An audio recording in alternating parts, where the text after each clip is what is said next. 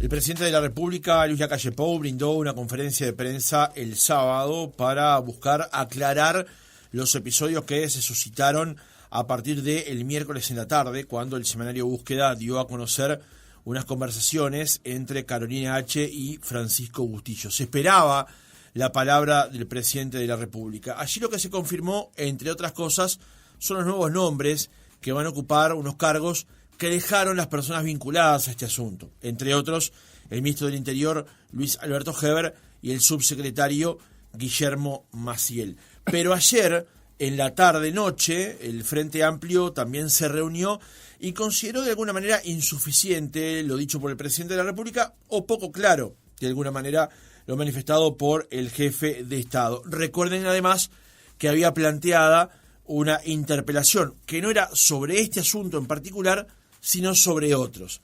El tema sigue arriba de la mesa. El presidente de la República dio esta conferencia, el Frente Amplio dio la suya. ¿Qué sacamos como saldo de eso?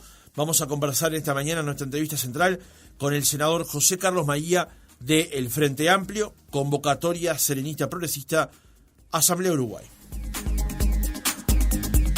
Senador, ¿cómo le va? Buenos días, gracias por venir. Buenos días, gracias por la invitación, un gusto estar aquí con ustedes. Senador, vamos a hacer un comentario general en principio acerca de, a título personal, cómo recibió lo que ocurrió, lo que se conoció el miércoles, cómo fueron las reacciones hasta el sábado, la conferencia del presidente y la postura del Frente Amplio. ¿Cómo vivió usted estos episodios? Bueno, en primer lugar, si bien yo conozco la naturaleza de los hechos, porque hace 2 años que estamos en la vuelta con esto, quedé sorprendido porque fue una bomba lo que tiró Carolina H. Porque si bien ya teníamos el dato que por ejemplo, se le había mentido al Parlamento cuando se ocultaron los chats que había entre ella misma, Carolina H. y Maciel. Eso quedó demostrado después, que mintieron ocultando información. Lo que no sabíamos era 2 cosas. Primero, la reunión que hubo en la casona del Prado, del Ministerio del Interior, donde planificaron ocultar la información.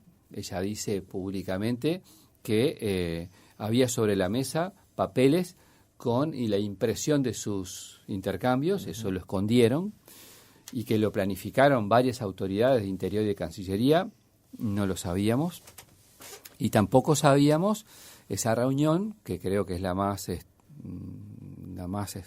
inexplicable y la más complicada de todas, que es la que cita el ex asesor hoy del presidente, Roberto Lafluf, por la puerta de atrás de Presidencia, a 2 viceministros, donde, según dijo la denunciante, les planteó destruir información que iba a ser clave para la investigación judicial y obviamente también para el Parlamento. O sea, todo eso es gravísimo. Y esa es la impresión primaria. Y después la expectativa estaba en 2 cosas con respecto a la presentación del presidente. La primera era las acciones que iba a tomar. La segunda, las explicaciones. En cuanto a la primera, nosotros obviamente como Frente Amplio esperábamos que, hasta como un gesto de autoridad política, él destituyera a los ministros, al viceministro y al asesor.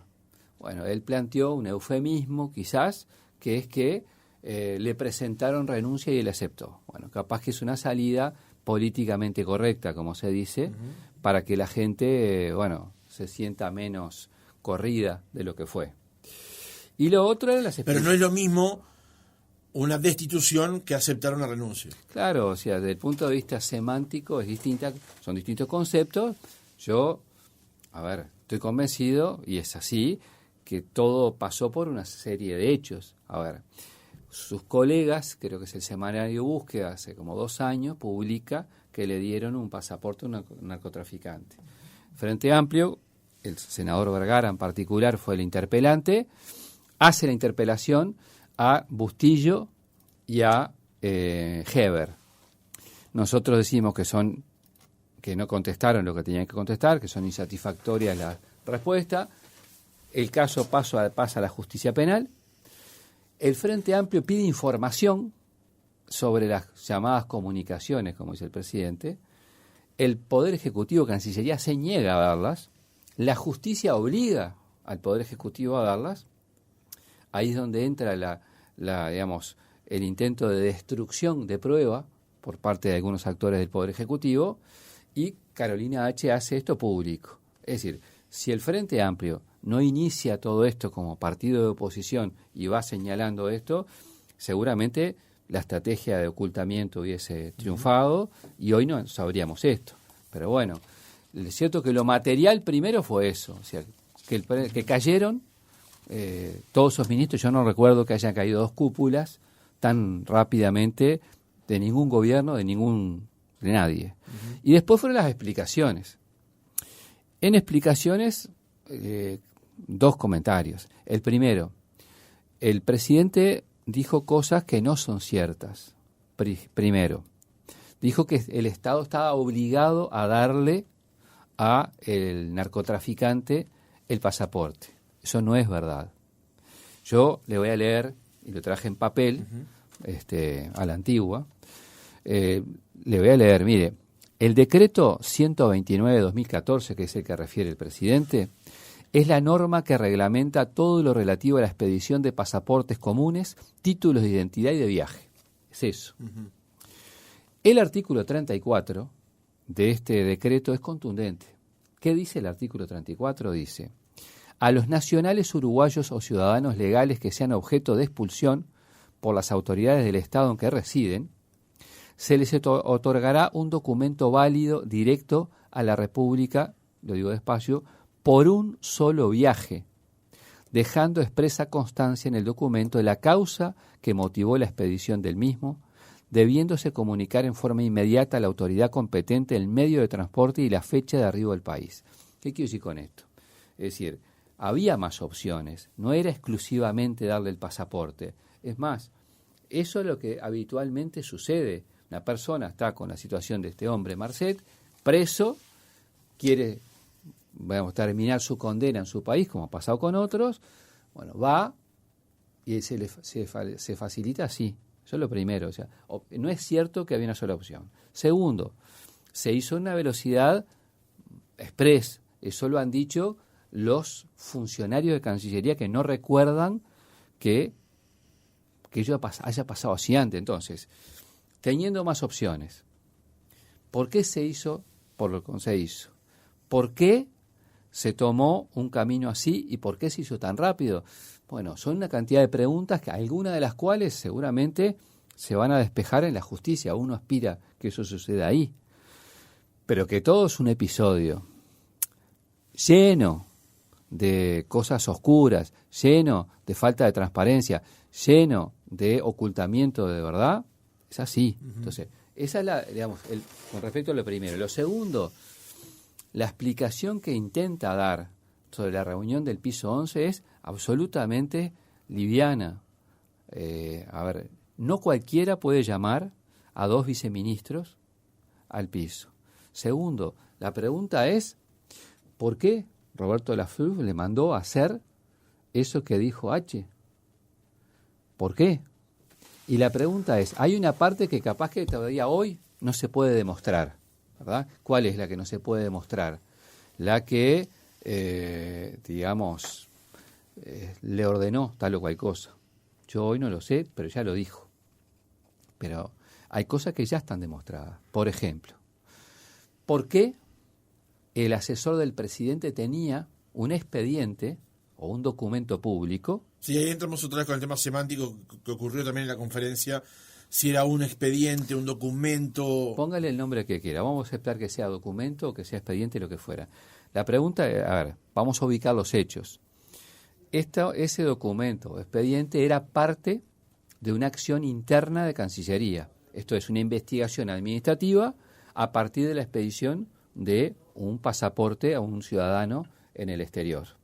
La pregunta que yo tengo es, ¿por qué un asesor del presidente, que él dice que no tiene ningún cargo formal, accede o a ese documento, ese expediente? ¿Por qué lo tiene que tener Presidencia?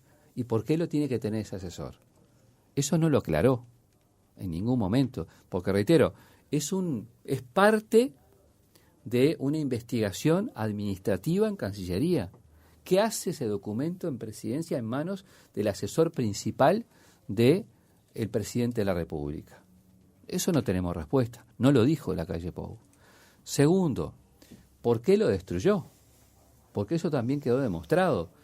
Le pide a la viceministra que presente de vuelta las cosas porque él lo había destruido.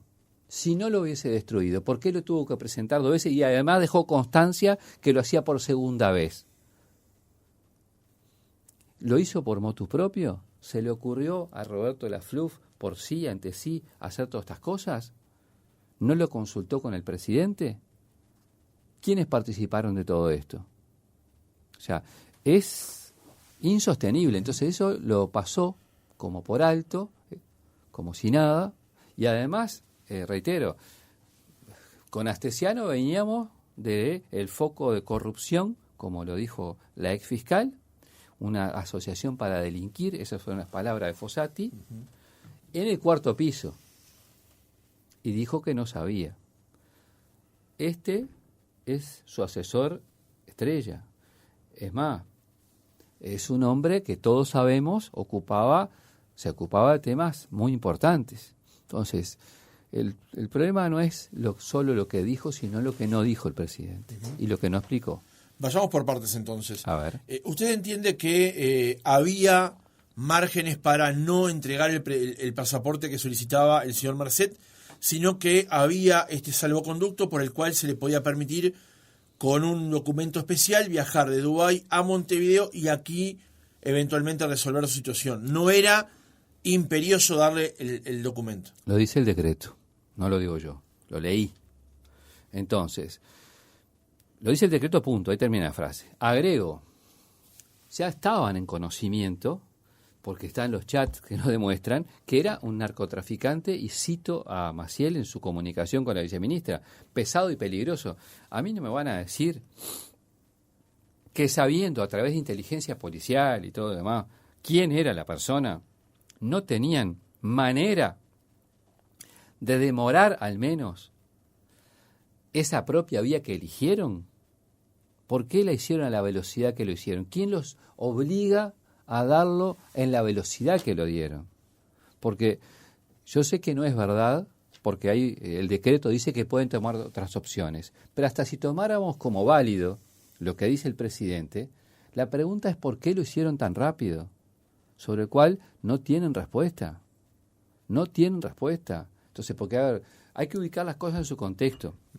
Es un individuo que la policía ya sabía los antecedentes, que el viceministro del Interior, hay testimonio, debe haber llamadas también, pero hay testimonio que ya se lo había advertido a Cancillería. O sea, no era una cosa que no sabían. Y el tipo está preso en una cárcel en Dubái donde hay 30 uruguayos. Es mucho. O sea, no es creíble lo que se está diciendo.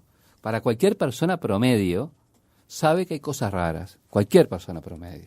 Esa es una parte. O sea, había posibilidades eventualmente de no darle el documento. La otra pregunta tiene que ver con el trámite en sí, porque se habla desde el Frente Amplio de que esto fue un trámite express o acelerado o con ciertos tiempos que los demás trámites no tienen.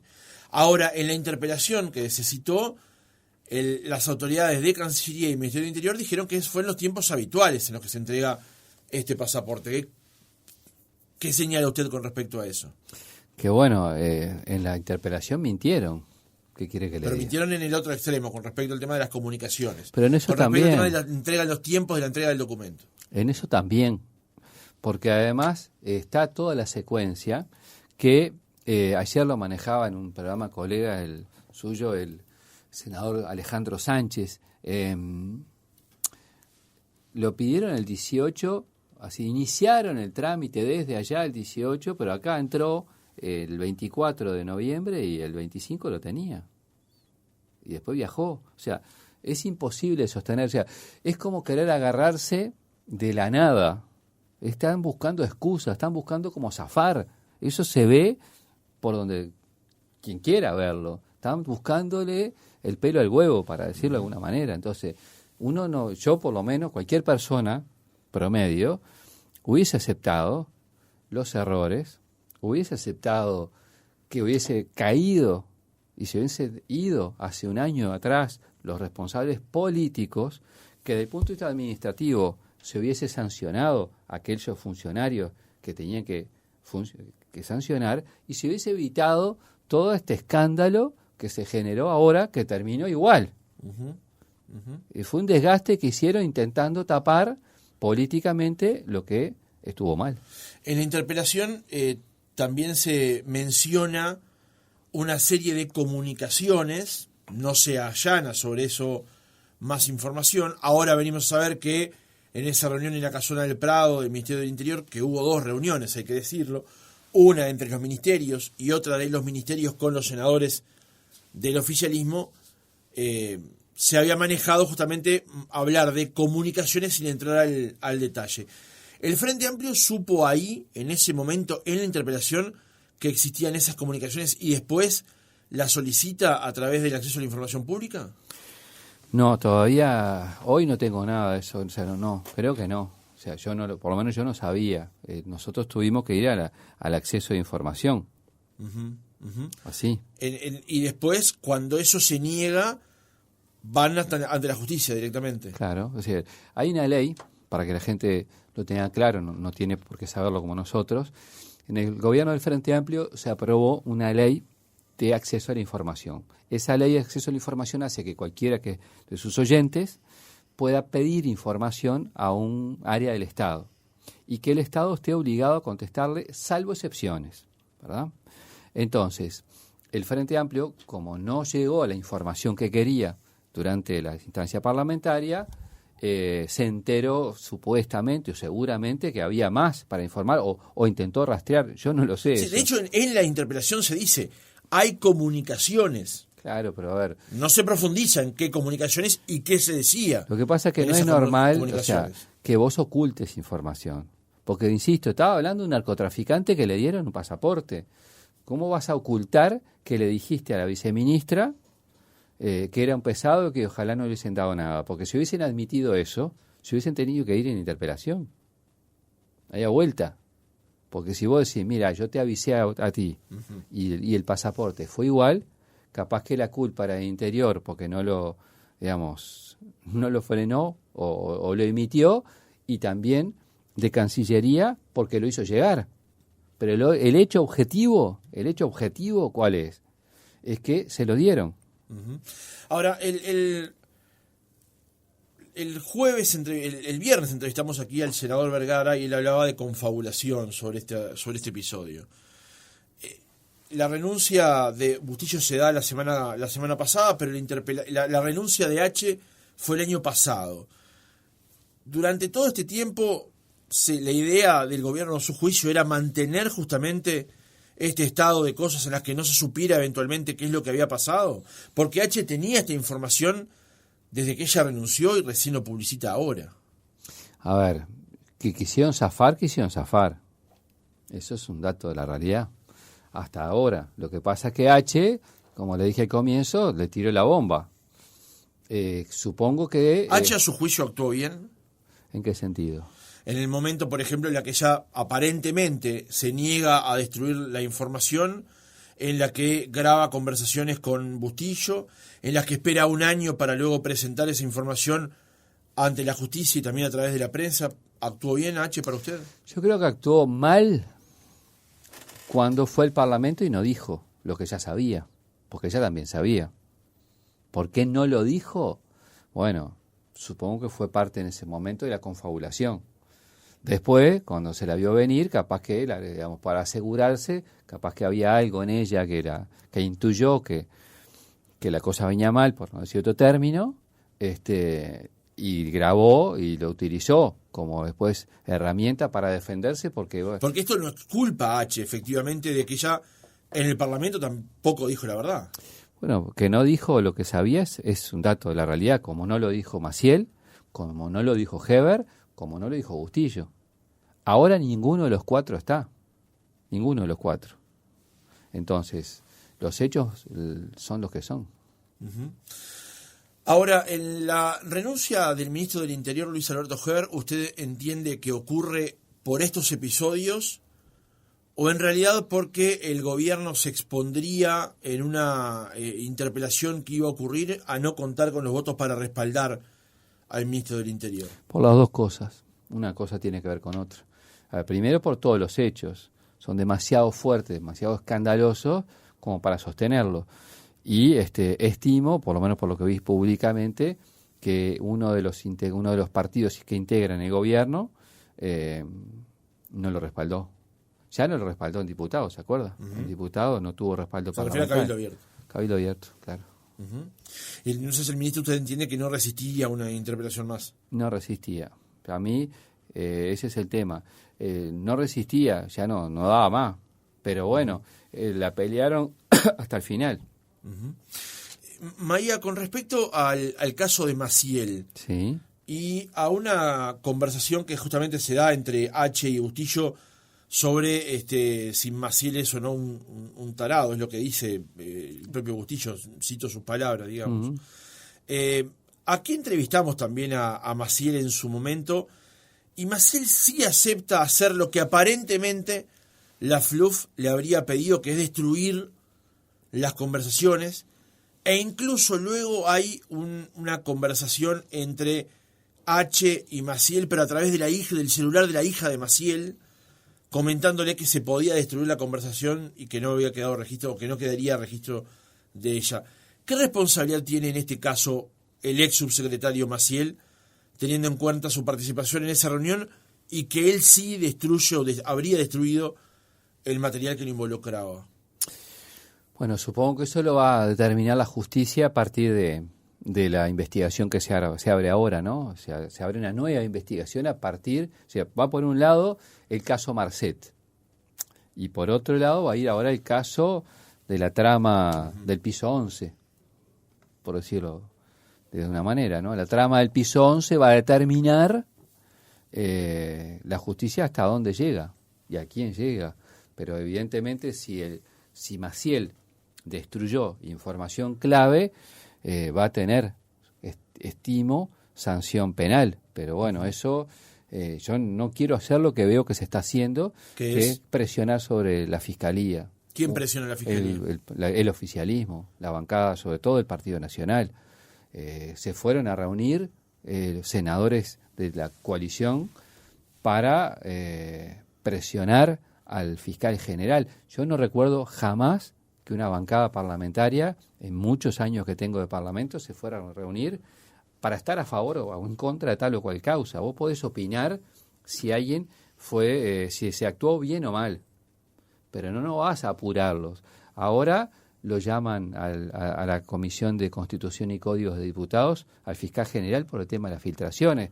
Después, un día sí, otro también, hay afirmaciones públicas de senadores del Partido Nacional cuestionando y pidiendo que se vaya al fiscal general. Todos los días pasa eso. O sea, me parece que ahora, en esta trama, que hay un escándalo político y que hay elementos de corrupción que hablan de destrucción de documentos públicos, de confabulaciones y demás, por una cuestión de garantías democráticas y republicanas, deberían parar la mano con eso. Vuelvo a lo del sábado. Usted no quedó conforme con las explicaciones del presidente de la República. ¿Cómo puede saber más? ¿Qué camino le queda al Frente Amplio para que el presidente dé algunos datos o algunas conversaciones o algunas intenciones de lo que ocurrió, por ejemplo, en esa famosa reunión entre la FLUF, H y Maciel? Nosotros hoy tenemos bancada de senadores, mañana de diputados, y seguramente vamos a analizar esto. Pero, ¿qué quiere que le diga? Ni usted, ni yo, ni nadie puede saber qué elementos más hay en la vuelta. Nosotros no esperábamos estas grabaciones, yo no las conocía, y creo que el impacto que tienen son enormes. Yo me puse a ver algunos portales y diarios desde New York Times, a Folia de San Pablo y otros más, y somos portada en el mundo por este lamentable hecho. Entonces, desde el punto de vista parlamentario, yo lo que descarto hoy es el juicio político. Uh-huh. Eso no estuvo dentro del menú de posibilidades del Frente Amplio, por lo tanto, eso no está planteado. Bien, vamos a escuchar un audio que escuchábamos hoy temprano del presidente de la República, Jorge, el primero de ellos, donde el presidente justamente habla de esa reunión que ocurrió en el piso 11 de la torre ejecutiva entre el señor Lafluf, la señora H y el señor Maciel. Y después de eso le hago alguna pregunta más. Yo le pido a Roberto Lafluf, quien es asesor en comunicación y estrategia del gobierno, de mi persona, que se junte tanto con la viceministro, con la subsecretaria de Relaciones Exteriores y con el subsecretario del Ministerio del Interior para que se pongan de acuerdo qué van a hacer con esas conversaciones. Termina la reunión, se ponen de acuerdo, posteriormente la subsecretaria Carolina H. dice que no está de acuerdo, que recibió asesoramiento de la gente que trabaja con ella en estos temas y que ella quería que había que presentar estos documentos. Yo creo que esto ustedes ya lo informaron, pero Roberto Lafluf me llama a mí y yo le dije, bueno, si esa es la decisión, que se presente todo. Al otro lunes se presentan todos los documentos en el juzgado. Dos preguntas sobre esto, senador. Sí. La primera es, ¿había algo para coordinar o directamente habría que haber dado el 100% de la información? Y la otra pregunta, y se la dejo para que me respondan las dos juntas, es ¿por qué entiende usted que el presidente debió intervenir en este asunto, que era una cuestión administrativa entre dos ministerios cuando hay una solicitud de información que en este caso la genera el Frente Amplio? Porque el presidente debe intervenir y, como dijo aquí, él mismo convocar o mandar convocar esa reunión. Es que primero no debió haberse metido. El presidente tiene 50 cosas que tiene que meterse todos los días, de los problemas que hay en el Uruguay en materia de trabajo, de economía, digamos, del costo de la vida de la gente, de la seguridad y demás. Eso era un tema que no debió haber ingresado él en eso. Y después, ¿por qué pasó? Bueno, ahora hay una investigación abierta en la justicia y veremos hasta dónde llega y por qué. Yo lo que tomo es nota de lo que dijo H y en este caso lo que no contestó el presidente. Uh-huh. Usted ha dicho en algunas notas este fin de semana que la que se vive ahora es la crisis política más importante desde la vuelta a la democracia, o sea, del 85 para adelante. ¿Por qué la caracteriza de esa manera? Y primero porque cayeron, reitero, 4 personalidades de una en 4 días. Segundo, porque son ministerios clave, Interior y Cancillería, son los más importantes. Y en tercer lugar, porque es una investigación abierta sobre un tema de narcotráfico y con una gravedad muy grande de todos los hechos, ¿no? O sea, muy grave todo. O sea, todo es grave. ¿Esto usted entiende que va a tener o puede tener eventualmente alguna derivación electoral, por ejemplo? ¿Que esto va a incidir en la campaña que comienza ahora en breve? No lo sé. Supongo que la gente le va a ir dando la idea de que este no es el gobierno transparente que se decía y que acá han pasado hechos de corrupción muy grandes. ¿En qué grado estas cosas influyen en las decisiones de los ciudadanos y demás? Yo no lo sé. Uh-huh. Pero que está mal en sí mismo, está muy mal. Y yo no me abstraigo de trabajar para que el gobierno del Frente Amplio sea el gobierno de 2025 en adelante. Pero esto es mucho más allá de eso. Este caso tiene una diferencia con respecto a eventualmente el de Astesiano, que era un guardaespaldas del presidente. Aquí hay un asesor que directamente trabajaba para el primer mandatario y además él mismo, anunció en la conferencia del sábado que la reunión se generó a su instancia, digamos. En este caso, ¿el presidente logrará despegarse de esta situación? Bueno, lo que está intentando, con el hecho de relativizar todo y bajarle perfil, y no era, Lafluf era un muchacho que no tenía nada que ver y cosas así, no lo dijo así, pero ese concepto que tiró, lo está intentando. A ver, Astesiano ni más ni menos que fue el que hizo la trama para que se espiara a 2 senadores del Frente Amplio. Eso está preso. Uno de los que espió a nombre de una empresa, supuestamente, o de quién, no sabemos. ¿Quién los mandó a espiar? Todavía no sabemos. Sabemos que Astesiano estaba en la trama. O sea, Astesiano tenía todos los juegos. O sea, hacía mucha cosa Astesiano. Es una investigación abierta. Uh-huh. Vamos a escuchar un audio, un fragmento de lo que decía Fernando Pereira en la conferencia de prensa que citó el Frente Amplio anoche. Ya no hay duda que tiene que haber un fortalecimiento de la JUTEP, que no puede haber una JUTEP que responda que no pudo leer ni una sola declaración jurada, porque eso no le hace bien a la transparencia. ¿Cómo se da ese camino para que haya más fortalecimiento de la JUTEP, para que haya mayor cristalinidad en el funcionamiento público? Bueno, ahora está muy bravo, ¿no? Pero hay que darle un nuevo estatus. El Frente Amplio presentó un proyecto de ley para darle más potestades, por un lado, y ya no se le puede dar más recursos ahora porque la rendición de cuenta pasó. Uh-huh. Pero el Frente, por lo menos, desde el punto de vista legal, va a promover que tenga mayores potestades. Y cuando tiene mayores potestades, es para el Frente, es para el Blanco, para el Colorado, para Cabilante, es para todo, es para quien gobierne. Uh-huh. Está bien, por definición. Y además la JUTEP se creó durante los gobiernos del Frente. Ahora, senador, llama la atención también de que el Frente Amplio plantee fortalecer la JUTEP ahora a la luz de estos hechos. Pero en este gobierno, cuando la JUTEP sacó una información con respecto a la Antel Arena, el Partido Comunista le pidió el cargo a su representante en la JUTEP, que no está allí por ser del Partido Comunista, sino del Frente Amplio. Entonces el Frente Amplio quiere reforzar la JUTEP y a la vez cuando se saca un comunicado sobre un integrante del Frente Amplio le pide el cargo. ¿Cómo se entiende eso? A ver, primero, el Frente Amplio... Porque aquí parece que todos pidieran transparencia, pero bueno, hasta la puerta de mi casa, digamos. Primero, la mayoría en la JUTEP, con todos lados, la tiene el gobierno. Segundo... Sí, pero en ese caso votaron los 3 integrantes, incluso el del Frente Amplio. Sí, a ver, yo reitero, insisto con este concepto, desde el punto de vista político, el Frente Amplio trató de votar recursos para la JUTEP. Ese episodio yo creo que tiene que ver más con ese informe que se hizo sobre este tema Antel Arena. Uh-huh. Pero es un episodio en sí mismo y quien pone los nombres del Frente, por supuesto, quien designa en este caso es cada sector. Eso es así y pronto. Pero no entiende que allí hay una señal un tanto contradictoria en tanto cuando voy a firmar un documento en contra de alguien de mi partido, ¿lo saco del cargo? A ver, pero es absolutamente excepcional lo que pasó.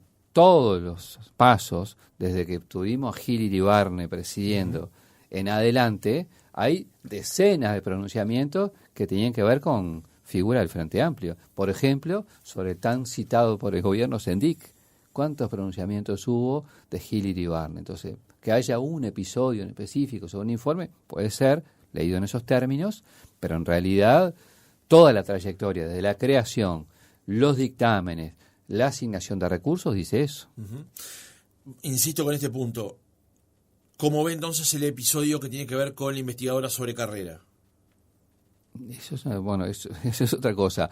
No, pero se lo planteo desde el punto de vista en donde se va a investigar, pero el Frente Amplio decide no participar de la investigación. Porque había dos al mismo tiempo, en primer lugar. Primero, había una investigación fiscal, en primer lugar, y al mismo tiempo se hizo la parlamentaria. No es habitual. Pero la fiscal tenía que ver con el episodio penal, que además ya estaba terminando, y la parlamentaria era sobre el tema del eventual mal uso de los recursos públicos. Eran las dos cosas al mismo tiempo, y nosotros lo que veíamos era que no se podía, ellos al mismo tiempo que hacían la denuncia penal, que la hicieron, montar una investigadora. Entonces, querían tener un hecho político, por eso el Frente no participó. Si se hubiese ido directamente por la investigación parlamentaria y después se concluía que había que llevar el caso a la justicia, como pasa siempre, era una cosa. Ahora, tener las dos cosas a la vez era incongruente, por eso no participamos. Pero el senador Carrera está planteando, por ejemplo, una investigación hasta organismos internacionales porque él dice que hay una campaña en su contra. Que investigarlo resulta ser una campaña en su contra. Bueno, por eso... Porque le planteo esto porque Bustillo, en la declaración que hace el viernes ante Fiscalía, dice que hay una campaña de 3 personas, las 3 personas venían a ser H, Díaz y aparentemente Bordaberry en su contra, digamos. Siempre resulta que la persona que es investigada por algo que habría hecho mal eventualmente, resulta o utiliza como recurso las mismas frases, los mismos conceptos. Bueno, pero en este caso, insisto, la decisión de la coalición gobernante fue al mismo tiempo, voy al juzgado y hago la investigación parlamentaria. No es así como se procede nunca. Yo tengo 28 años en el Parlamento. Sí. O sea, siempre vos desarrollás una investigación parlamentaria y en ella tenés sanciones políticas, porque es lo que podés hacer, ¿verdad? Sos responsable de A, B, C, D, y es la conclusión que sacás, o no lo sos. Y D, estos hechos son de naturaleza penal o de apariencia delictiva, lo pongo en conocimiento de la justicia y se hace la denuncia. En este caso, se quiso montar las dos cosas a la vez. Capaz que los mató la ansiedad, póngale, pero no era así. Senador, dos últimas preguntas, y volviendo al tema original del reportaje. El presidente de la República da la impresión de que quería dar vuelta a la página y Fernando Pereira dijo ayer que la página recién comienza como a escribirse. ¿En qué punto estamos hoy entonces con respecto a este tema? ¿El presidente habrá logrado dar vuelta a la página? Bueno, yo no lo veo, pero bueno, creo que se abre una nueva investigación a partir de este lunes, así que lo que salió a partir de H y lo del piso 11 es un capítulo nuevo. Senador, la última, y no tiene nada que ver con estos asuntos, sino es por la salud de Danilo Astori, líder, fundador de Asamblea Uruguay. La semana pasada conocimos que está internado en cuidados intensivos, primero por una cuestión vinculada a una fractura de cadera, pero también a sus problemas pulmonares que son habituales, que son recurrentes en el caso del ex vicepresidente y ex ministro de Economía. ¿Qué sabemos hoy de la salud de Astori? Está en una situación delicada, está estable y nosotros esperamos que también supere esta etapa. Eso es lo que puedo decir. No tengo novedades desde el punto de vista médico concreto. Estamos haciendo mucha fuerza para que salga de esta y esa es la situación, una situación delicada. José Carlos Maía, senador del Frente Amplio, gracias por haber estado otra mañana con nosotros. Gracias a ustedes por la invitación.